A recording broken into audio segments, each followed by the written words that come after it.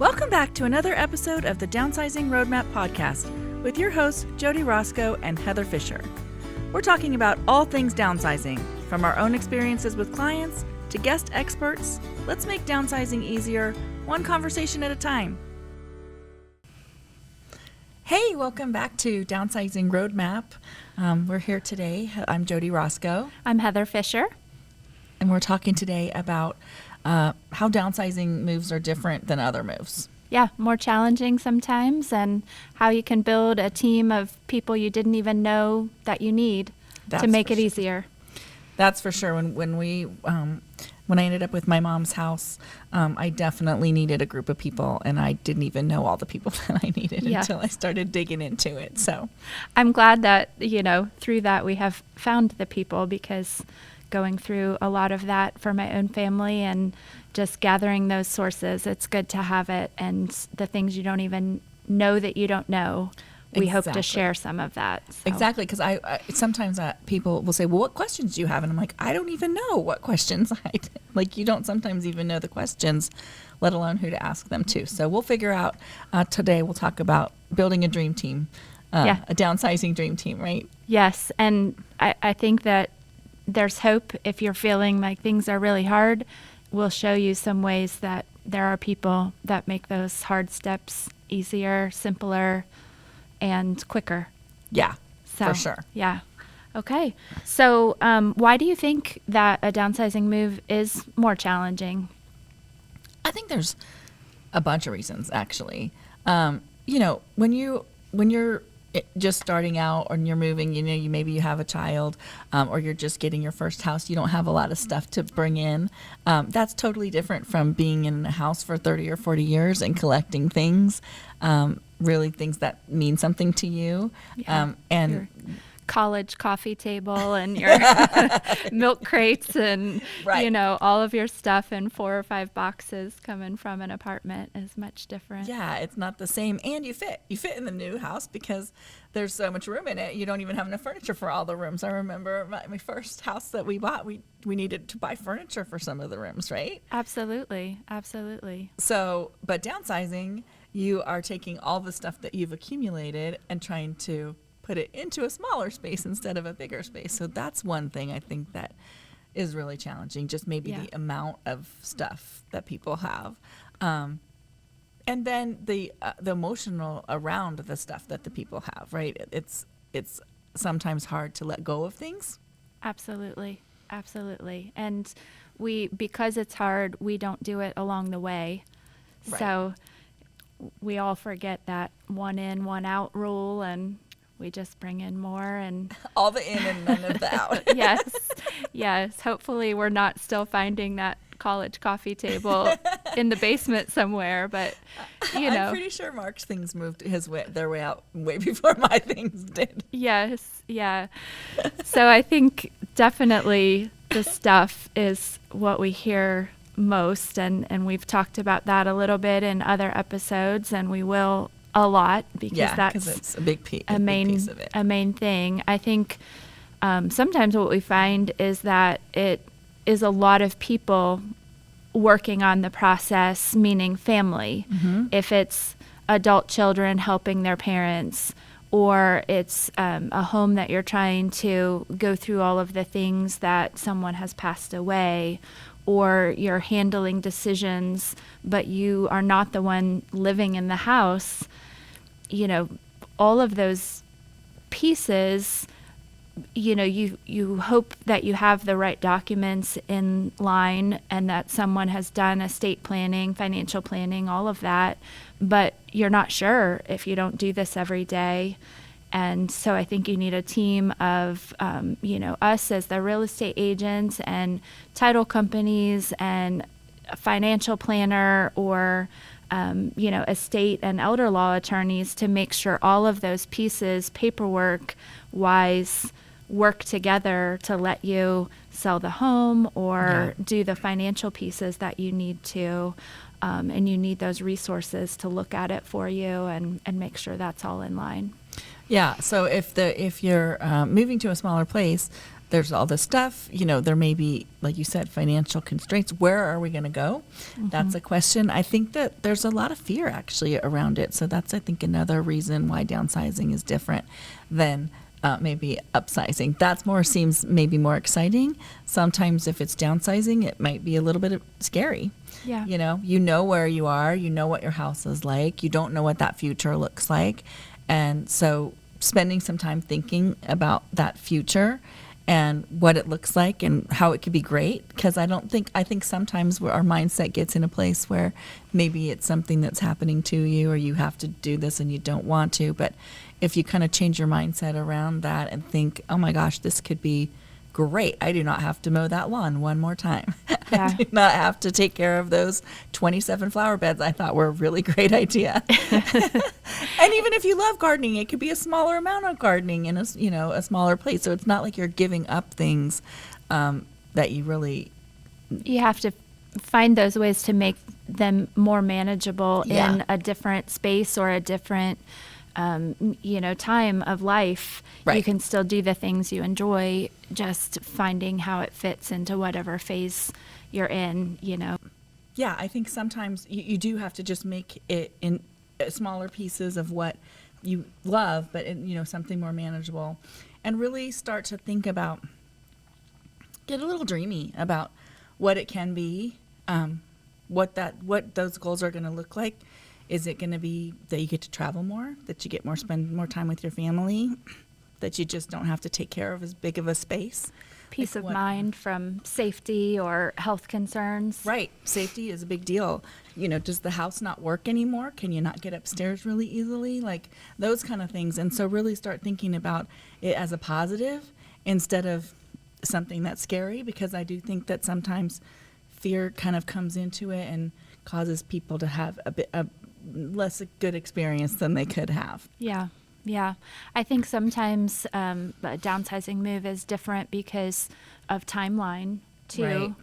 That hopefully you're listening and taking some advice and doing lots of planning ahead and taking it at whatever pace you can. But oftentimes we run into clients that haven't done that, and then it's crisis and quick timelines, and getting all the things done in a quick pace on your own is not easy. So that's where that dream team of people who do it day in and day out can come in and do something quicker, that, things that are possible to do on your own. But if you've run out of a timeline, Right. And you have to do it quicker, those resources can pick up that, slack for you and do it quickly and get it accomplished in the easiest way. Yeah, I think that sometimes I think if you're listening to us, what our goal for you would be to just get started.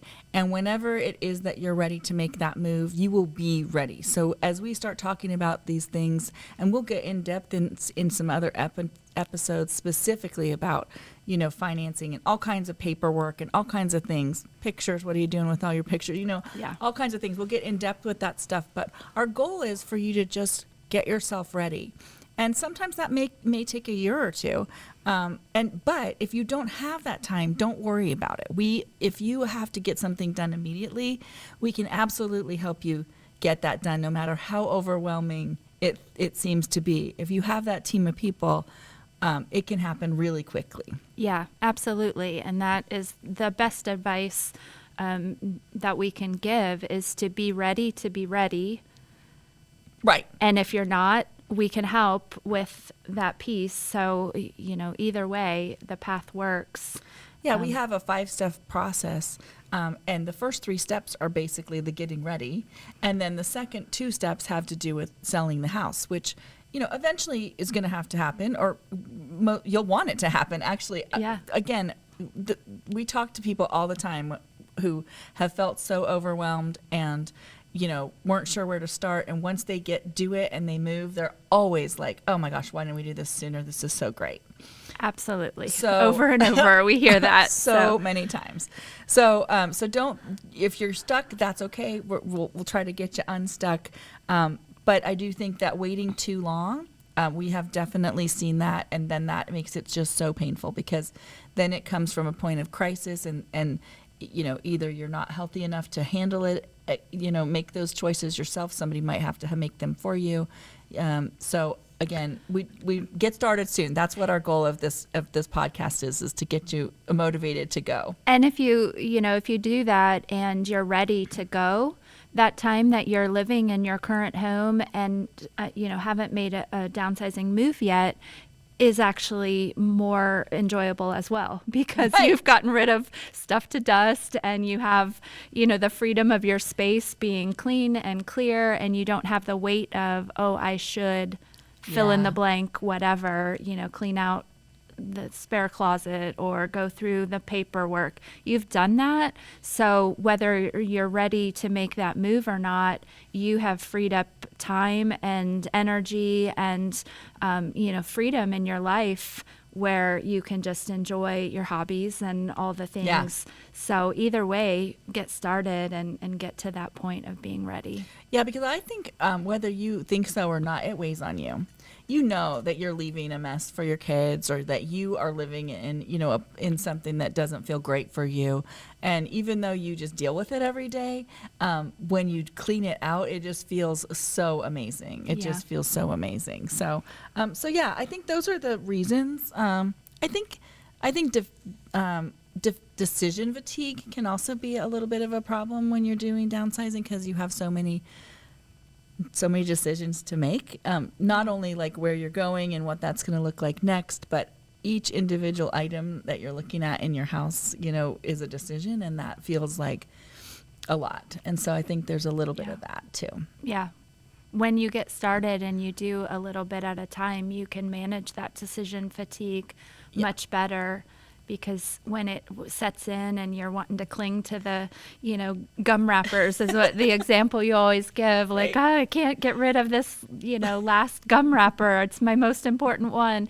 Right. When you're at that point, you can stop for the day and reward yourself that you did a little bit of action. And, we know from our own business and own things, a little bit of action each day adds up to, incredible results. Right. So although it seems overwhelming, you take those small bites every day, and then suddenly you've accomplished so much. So it's definitely a good way to approach it. Yes, I totally agree. So let's talk about who are the vendors, who are the kind of people, what kind of dream team do we need to put together? Like, who are they, and what can they do for us? Yeah, I think there's a couple different big, broader categories. And if the first category we talk about is stuff, that can be anyone from estate sales to donation resources to clean out people. So do we want to dive into a little bit to what each of those do and what those are? Yeah. An estate sale is a great path if you are ready to, you're ready for that next place and you know where you're going. The estate sale path pretty much looks like taking what you want, what your family wants, all of those choices, but all of the rest that you don't need or want anymore, you don't have to, sell each item individually yourself, or pack each item, or store each item, or convince each kid to take it one by one. Guilt is not a gift. Yes, I love that. Guilt is not a gift. You can just take what you're taking and what the family's taking and move to your next place. And then an estate sale company will come in and do the sorting and pricing and advertising for the sale and handling, of a sale. I don't think I personally do not like garage sales. So someone else to have them. So someone else, having that sale and handling all of that, I would much rather do. I don't think there's a lot of people that love all that time and effort for a garage, holding a garage sale, and the estate sale is, that, but better, a professional version of that. So if other people are doing that, and you are comfortably settled in with all the things you love at your new place, that is a really great option to do that. And an estate sale company typically will then handle it from that point to your home is empty and ready to sell and clean. So all of those steps follow behind that you're not coordinating with donating what did not sell, final trash out of things that were broken or damaged and things that can't be donated, and then a cleaning crew to get the home ready to go on the market. So all of that being handled for you.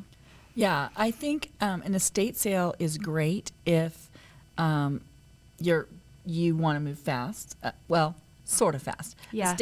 Estate sales are a couple months out, and so if you really have to move fast, then that may not be the option for you. But if and we found that most estate sale people are booking a month and a half to a couple months, and they need out. a little time to prep Right. for the sale and advertise it. Right. So there has to be a little bit of time in there. But if you have a few months time frame, and you don't want to go through every single thing in your house, then I think an estate sale is great. I think some misconceptions about estate sales are, I think that you're going to just make tons of money. And Don't we wish?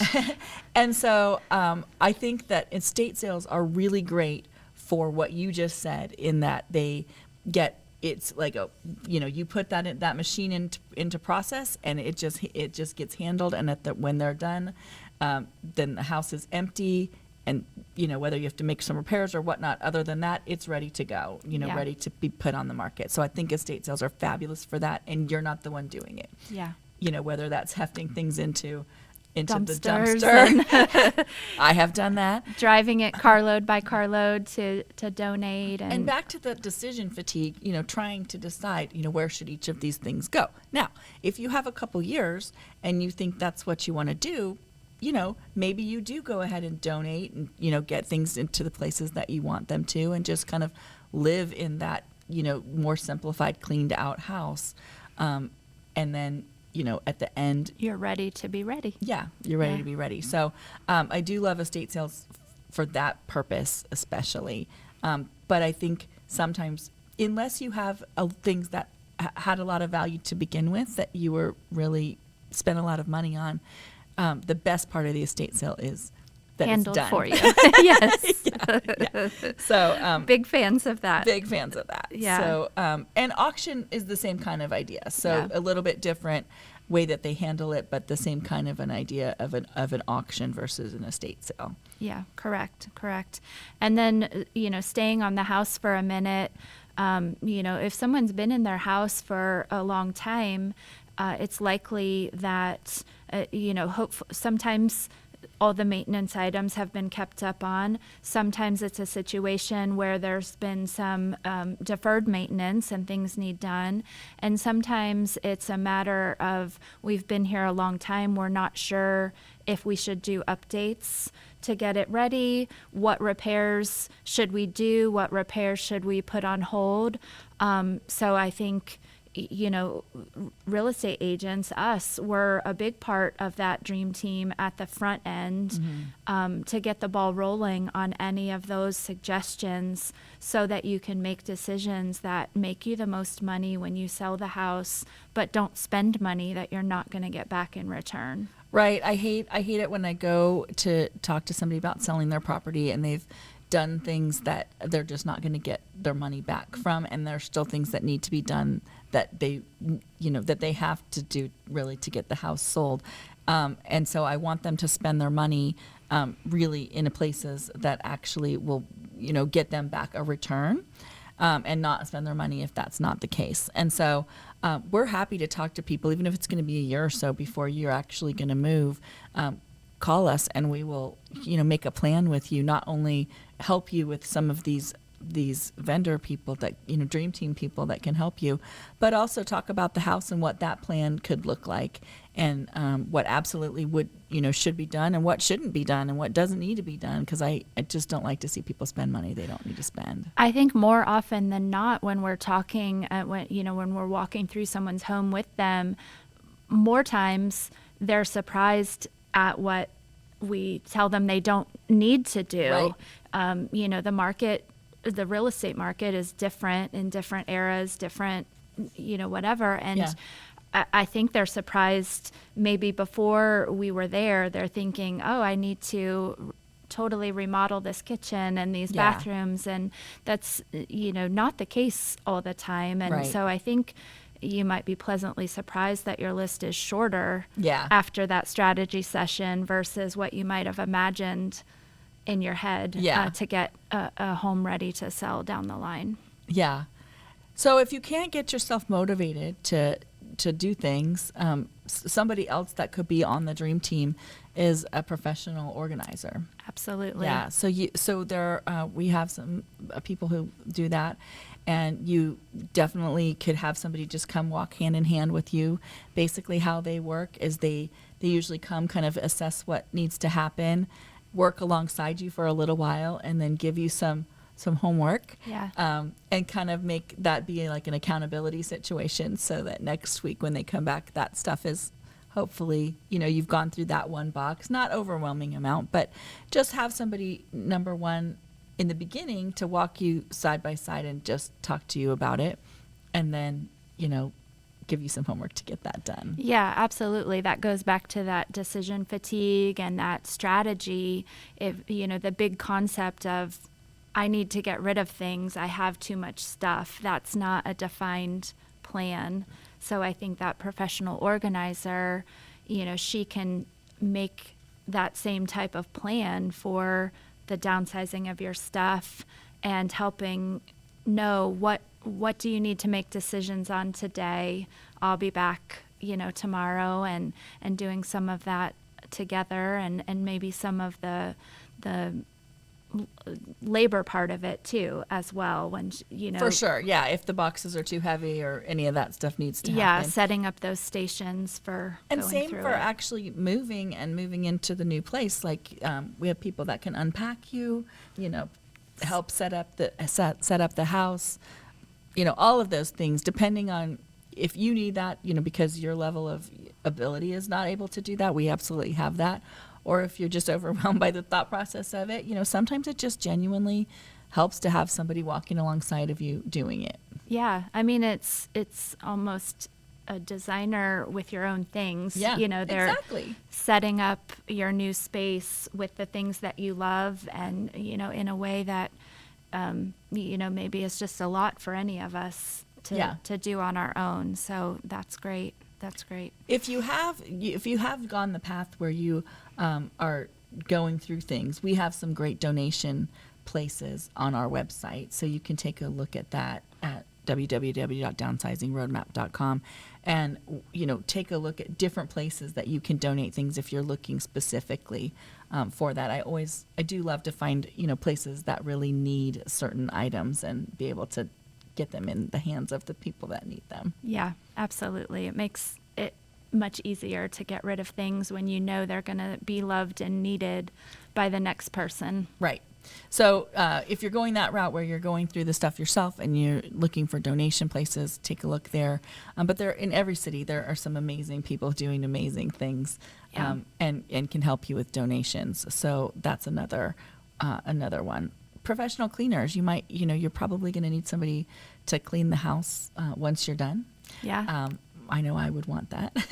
I mean, can you do it? Yes. And if that's in your time frame, that's okay. But sometimes somebody can just come in and in several hours get that house, clean. Because when you're doing that, once the house is empty, now we're cleaning baseboards and ceiling fans and blinds and all of that. Yeah. I mean, this is one of those things that any move can use this For on sure. their team.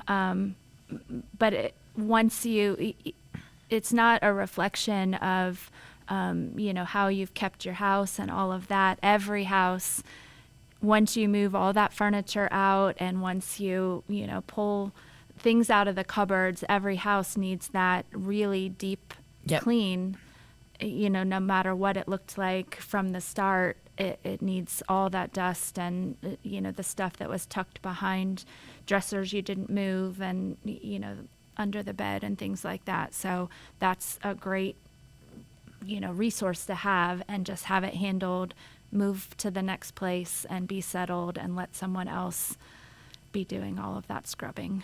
Yep. Yeah. Have we handled everything in the house? Contractors, we have all of those, no matter what needs to happen with the house, we have all of those people. And if you're not in our area, your realtor also probably has those people, or some good resources to be able to find those people. But Yeah. sometimes, I'm not going to advocate storage facilities, but sometimes you do need to take some things out of the house to sell it. If your move is A transition. a transition. So sometimes storage units or pods or something like that could be part of your moving, but I'd really rather have you let it go. Yes, yes. And if you have the storage unit already, make that part of the whole process, and don't, let's move that budget item off the list. And, Right. What does our Jerry Seinfeld videos say, that you're paying to go visit Your your garbage. garbage. That everything is in the process of becoming garbage. And so once you have put it out of sight, out of mind, right, it's more likely to be that than not. And it may not actually be garbage, but it might be not useful to you anymore in your life, which means it's time to let it get go. it to the place it needs to go. If that's Yeah. family, move it to the where they need to have it. If it's donation, let someone else get life out of it. If it's something that you love so much that you want in your life every day, let's find a way to honor that piece and make room for it, or make a piece of a collection something that you can enjoy every day. That's the most important part, I think, is enjoying the things you love, not having dusty boxes of things you don't love. Right, for sure. That's it in a nutshell. And you have to be honest with yourself. If it's in a box, you don't love it. Because or you don't have the room for it, so something else needs to go so that you can display it. And so you need some ideas to get it out of the box and use it in a way that works for the space and life stage that you're in. Yep. Honestly. yeah. Yeah. So a different category, and I guess part of it goes with going through your things, but paperwork and financial documents, you may need a financial advisor and or an estate lawyer. Yeah. So Both, probably. Yeah, probably both. Yeah. So we want to make sure that the deed is properly written, so that if it's a survivorship deed, so that if one spouse passes away, it automatically goes to the other one. There's a lot of things that there are unknowns about sometimes, that you didn't know it wasn't set up the way that it needed to be set up. We've had that happen with our own clients. And so having somebody look over that information is super important. Yeah. And also, Protecting your assets. Yep. It would be wonderful if we just worked and saved our money and it was, that was the simple part of it, and we were done, and, we just knew how much we had. But I know for me personally, it can get overwhelming and confusing to just not know all of the things financial that you don't know. Laws change, policies change, everything happens. So make sure you have just someone reviewing your financial picture and all of the estate planning documents that you've done. Once a year would be ideal, at least every couple years. Just make sure that you, have someone in your court that is looking at that and looking at ways that, you will benefit, not be penalized for decisions that you make. I think that's really important. I think, too, if you're, looking to move to another home, a condo or a smaller home or a ranch, there's a lot of unknown financials if it's been 30 years since you bought a house last and you haven't had a mortgage for a while, and you might, are you transferring equity from your current home to the next? How do you do that without being homeless in the interim? How do you do that if you need a mortgage on that next place? How do you do that if you're in retirement and your income is not different? I mean, I think there's just a lot of questions that can come up. So part of that dream team that you're assembling, you definitely want to be those financial people, right, that can make sure you're making a good decision. So your job to get to that point is to get all of the important papers in your house in one place. And so I know this specifically because it took me 2 weeks to find the title to my mom's car after she passed away, along with, all these other papers that it was in with, like junk mail and stuff. It was just a mess. And so if you put all that paperwork together in one place, that makes it easy for you to take to your financial advisor and your estate attorney, because they're going to need it anyway. But most of the paper that we have in our house can go away. Tax returns from 1972 don't need to be with us anymore.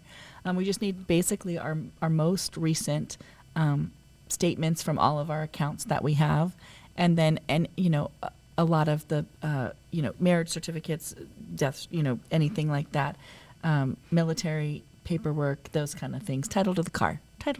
Yes, titles for anything, passwords, a list of your passwords, and I think as more and more things are electronic, just kind of a list of companies that you have credit cards with, bank accounts with, auto pay with, just basically a budget overview of where you pay things and who you pay them to. Because if someone, your spouse needs to take over handling something that you handled, or your adult kids, or anything, if someone is stepping in to help with those things, if it's all electronic, there's not a stack of mail to go through and look at what bills are coming in.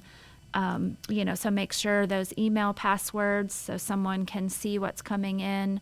If it's done by email, or, logins and passwords to those accounts that would be critical to the financial picture, make sure that they're all in one place, that someone trusted knows where they are.